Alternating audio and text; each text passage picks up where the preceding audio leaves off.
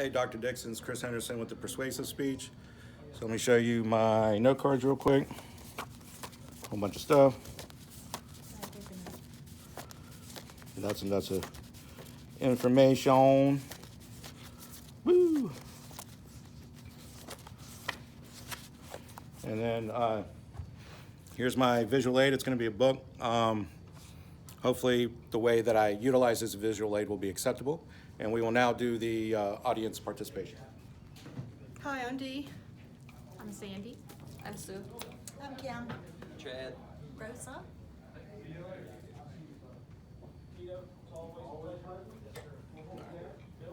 The John Kennedy assassination, man landing on the moon, and 9/11 are all historical events that carry conspiracy theories.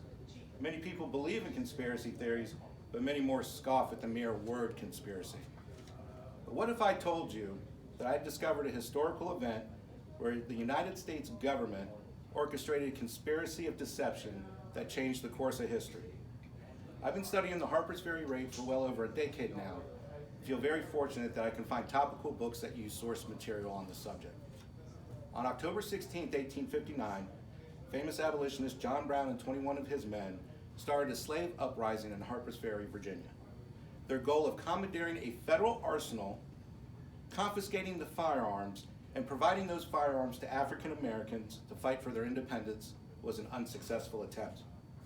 Today, I'm going to persuade this audience's opinion that many more African Americans participated in the Harpers Ferry raid than what history accounts for. First, I'm going to discuss what the official U.S. government report promotes by looking at senator statements and U.S. military observations.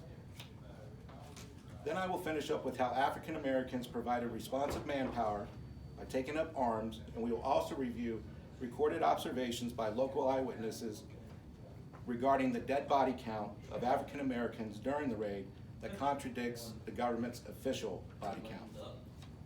First, let's see what the United States government says regarding African American participation during the Harpers Ferry raid.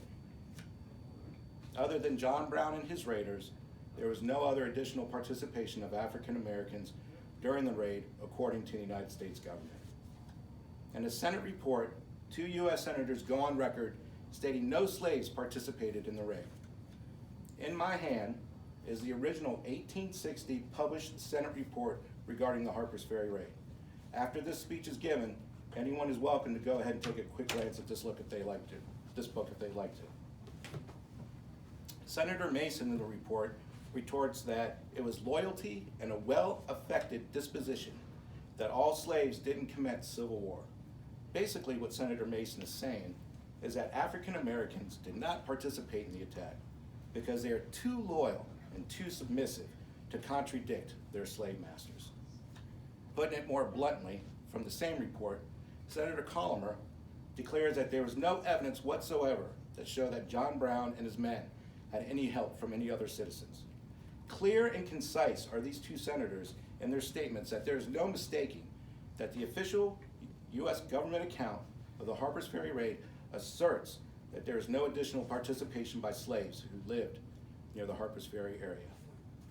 Interestingly enough, though, one military colonel reported no black participation during the Harpers Ferry raid, while a second colonel contradicts this claim. Colonel Robert E. Lee, who was at Harpers Ferry during John Brown's raid, wrote in the Senate report that there was no voluntary assistance of blacks helping John Brown or his men. Colonel R.W. Baylor from a Virginia militia unintentionally contradicts Colonel Lee and reported participation of slaves that are other than John Brown's men. From an 1859 annual report of Virginia, Colonel Baylor reported of a disturbance occurring across the Potomac River on the Maryland side. When his troops arrived to the area in question, they found the area deserted. This event occurred on October 16th in the afternoon after John Brown and his men were jailed. The disturbance in question were African Americans that commenced gunfire down upon the town of Harpers Ferry, and this is confirmed by Osborne Anderson, an escaping raider from John Brown's party. So now that we've looked at what the government reported, let's now look at how African Americans provided responsive manpower during the Harpers Ferry raid. Numerous local slaves provided responsive manpower during the raid by joining John Brown and taking up arms.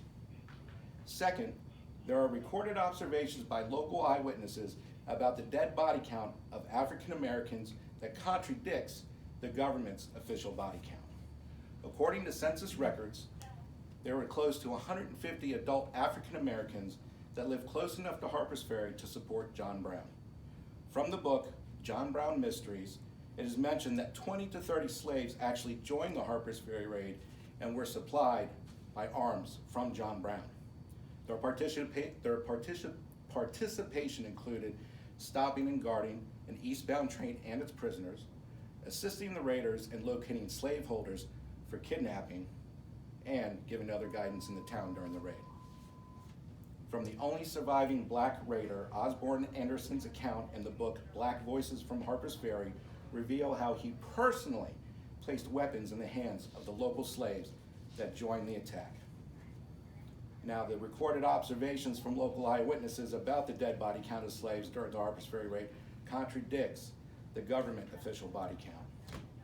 The government official body count shows that 7 African Americans gave their life during the Harpers Ferry raid. However, both Colonel Lee and again Colonel Baylor observed different slave death tallies. Colonel Baylor cites an additional 4 bodies, while Colonel Lee reported an additional 2 bodies, as discussed in the book Allies for Freedom. Also from the book John Brown Mysteries, George Turner, a local slave owner, pursued the blacks he owned to Harpers Ferry to stop their participation in the raid. He was killed at a rifle works factory as well as all of his slaves. There are 3 eyewitness accounts that attest a higher death toll than what history would record. These observations show that there is a huge discrepancy with the government claim of 7 dead African Americans, as opposed to now the dozen or more blacks that died during the raid. So I'm going to wrap up my discussion. I hope that I've convinced you that you should not always take what you think as history at face value. So in conclusion, today I presented to you that many more African Americans participated in the 1859 Harpers Ferry raid than what the government account promotes. First, we looked at what official government report acknowledged as far as African American participation, and then we saw how slaves provided responsive manpower. However, the question must be asked, why the U.S. government misled the American people? Quite simply, one word, and that word comes to mind is fear. Fear of an African American insurrection on an unimaginable scale.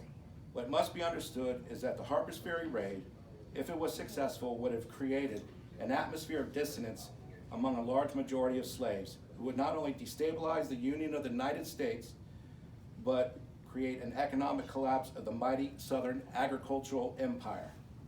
So I ask of you, if there is a historical event that interests you, consider digging just a little bit deeper and studying the details, because you never know, you might discover a conspiracy. Thank you.